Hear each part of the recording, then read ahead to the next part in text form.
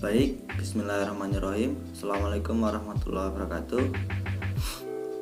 Perkenalkan, nama saya Muhammad Syafir Rijal dengan NIM 20104112555. Saya dari kelompok 16 ingin mempresentasikan hasil kerja kelompok kami, yaitu tentang pengendalian risiko.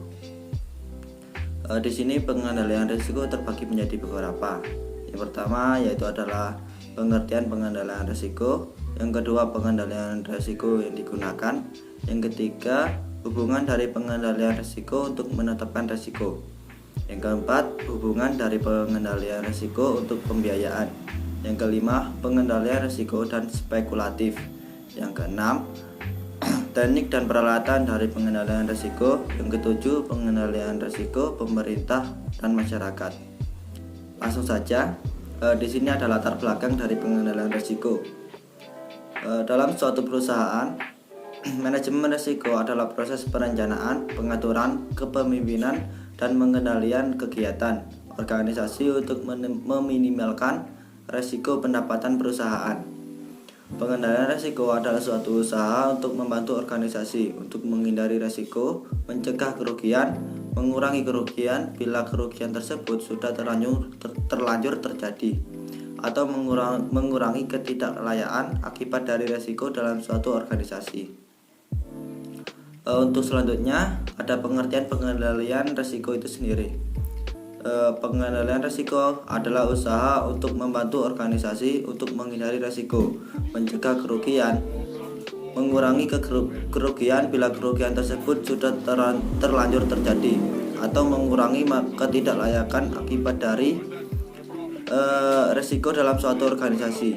Metode pengendalian risiko adalah metode yang berkaitan dengan kegiatan keamanan yang tujuannya adalah untuk mencegah harta, benda, dan personil perusahaan terhadap kerugian akibat pencurian, kecelakaan, atau kebakaran. Untuk selanjutnya, kegunaan pengendalian risiko. Jadi, pengendalian risiko digunakan secara efektif sebuah organisasi untuk menghindari risiko.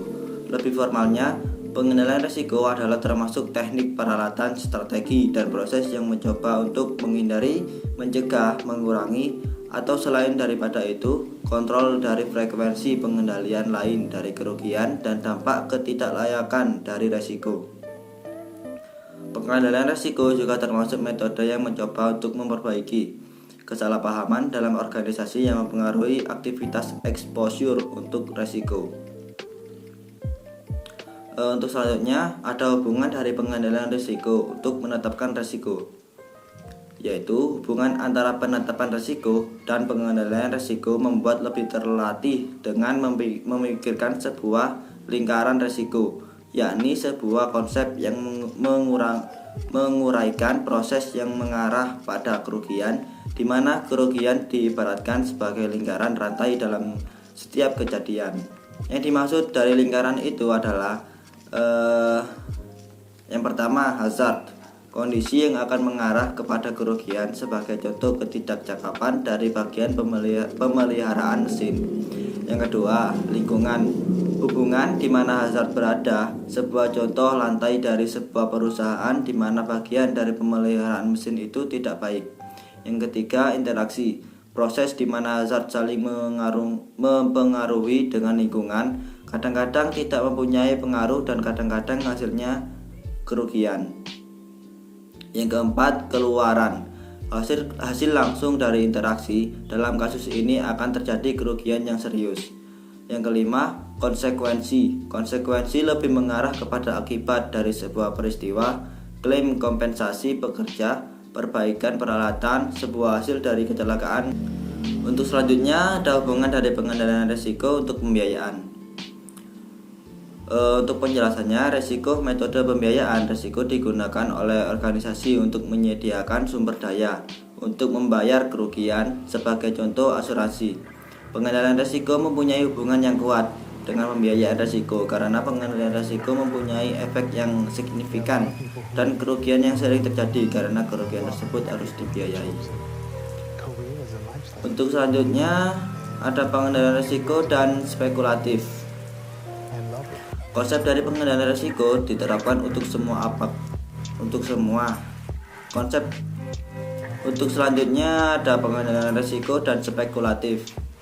Konsep dari pengendalian risiko diterapkan untuk semua, apakah mungkin atau tidak keuntungan terjadi. Penerapan pengendalian risiko untuk risiko spekulatif merupakan hal yang harus dijelaskan tokoh sebuah bisnis ketika masuk ke dalam sebuah joint venture dengan sebuah dasar pemasaran organisasi luar negeri, dengan kata lain diperoleh masuk ke pasar luar negeri.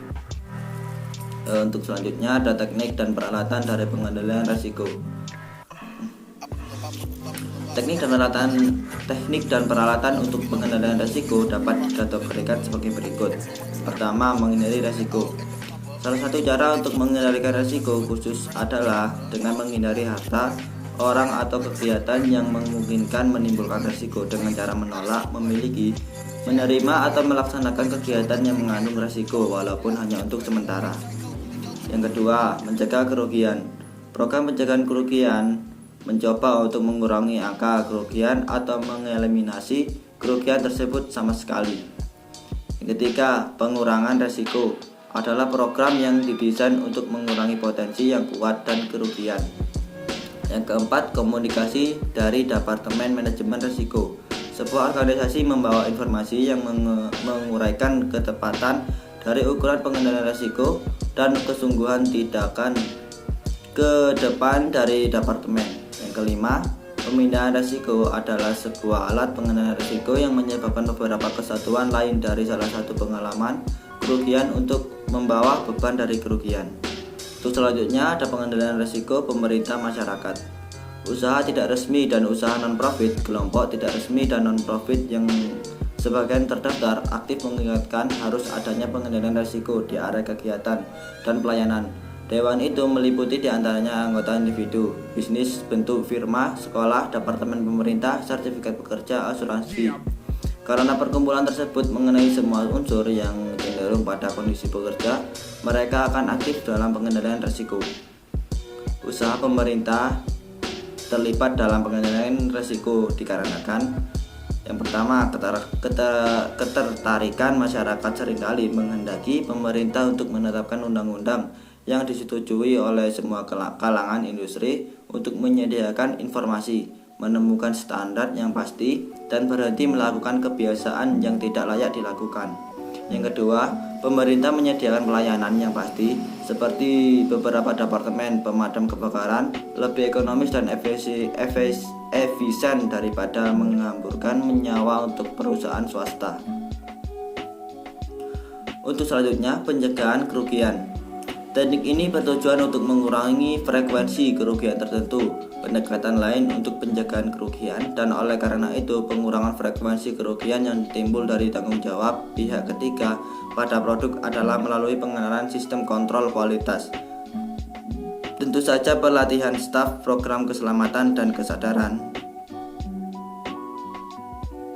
Tentu saja pelatihan staf, program keselamatan dan kesadaran yang diperbarui secara berkala merupakan bagian integral dari setiap program pencegahan kerugian yang berhasil.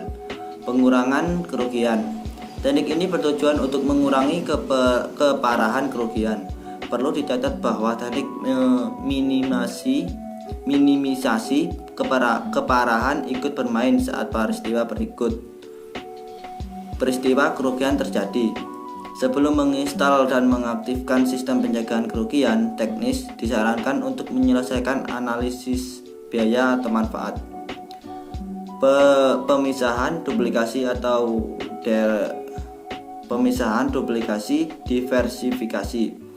Yang pertama, pemisahan adalah teknik pengendalian risiko yang bertujuan untuk memisahkan dan menyebarkan aset atau aktivitas tertentu di antara lokasi yang berbeda. Yang kedua, duplikasi didasarkan pada kecadangan, suku cadang atau salinan properti, informasi atau kemampuan penting dan menyimpannya sebagai cadangan.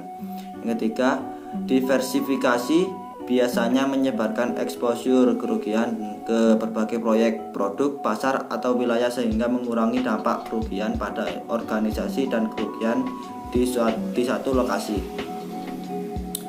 Terima kasih. Sekian penjelasan dari saya. Bila ada kesalahan kata dan tutur kata, mohon dimaafkan yang besar-besarnya.